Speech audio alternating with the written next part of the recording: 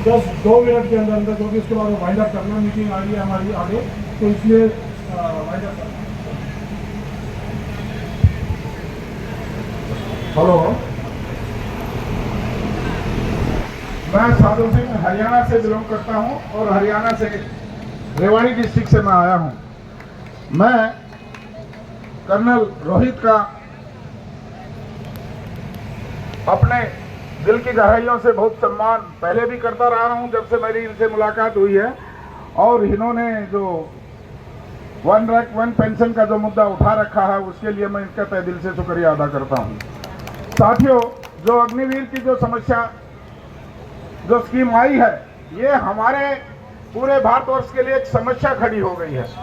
मैं हरियाणा से बिलोंग करता हूं, इसलिए मैं आपको बता देना चाहता हूं कि हमारे यहाँ केवल किसान और जवान दो ही हमारे आमदनी के साधन हैं, और हमारे हर घर से एक जवान, चाहे वो फोर्स के अंदर हो, चाहे सीआरपी हो, चाहे बीएसएफ हो, चाहे दिल्ली पुलिस हो, चाहे हरियाणा पुलिस हो, चाहे आर्मी हो, कोई घर ऐसा नहीं है जिसके अंदर एक सेना में भर्ती न हो।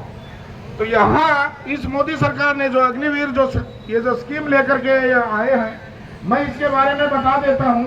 एक एग्जाम्पल देता हूँ कि अगर 1000 लोग भर्ती होते हैं तो उसमें से 75% 750 को तो ये निकाल देते हैं 4 साल के बाद में, और जो 25% इसको कंटिन्यू करते हैं उनका भी पूरा पक्का इनका भरोसा नहीं है कि वो कंटिन्यू करेंगे या नहीं रहेंगे। दूसरी बात, इनको कोई अगर कोई शहीद हो जाता है तो इनको कोई शहीद का दर्जा नहीं मिलता, जो सरकार की तरफ से जो बेनिफिट है वो बेनिफिट नहीं मिलता। कोई कैंटीन की फैसिलिटी जब ये आते हैं कोई इनको सुविधा नहीं होती, नहीं इनको पेंशन की सुविधा होती। तो ये केवल एक बरगलाने वाली स्थिति है।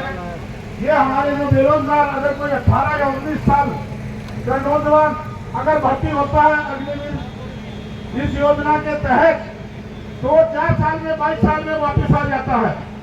अगर किसी की शादी भी अगर होनी है, हरियाणा में कहा था कि जो सेना में भर्ती हो जाता है तो उसका जल्दी ब्याह हो जाता है। लेकिन अगर इस अग्निवीर स्कीम के तहत अगर कोई लगता है तो अभी लड़के वाले ये पूछने लगे क्या ये अग्निवीर स्कीम के तहत भर्ती हुआ है या परमानेंट भर्ती हुआ है। तो मेरे कहने का अर्थ है कि उसकी शादी भी नहीं करता कोई।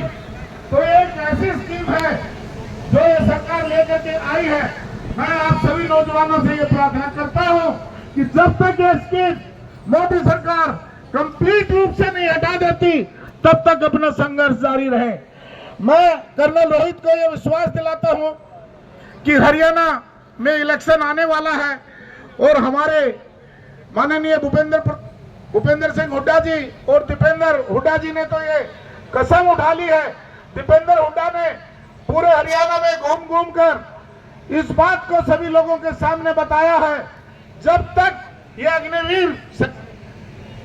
अग्निवीर योजना खत्म नहीं हो गई तब तक संसद में मैं अपनी आवाज उठाता रहूंगा। और हमें पक्का विश्वास है कि चौधरी दीपेंद्र हुड्डा आप नौजवानों की आवाज को तब तक उठाते रहेंगे जब तक ये सरकार इस स्कीम को बंद नहीं कर देती। तो मैं आप सभी साथियों से निवेदन करता हूं कि कोई भी स्कीम के अंदर जब भी कोई वैकेंसी निकले, कोई भी इसमें भर्ती होने के लिए नहीं जाएं, नहीं ये आपका पूरा भविष्य खराब कर देगा, पूरा भविष्य खराब कर देगा। दूसरी बात है कि कुछ सुनने में आया है कि 4 साल हमारे सरकार के पैसे से ट्रेनिंग दे करके, और इन लोगों को जब पूछा गया भारतीय जनता पार्टी के सदस्यों से, तब 2-3 एमपीओ से ये आवाज आई कि इनको अडानी और अंबानी की फैक्ट्रियों में चौकीदार की नौकरी दी जाएगी।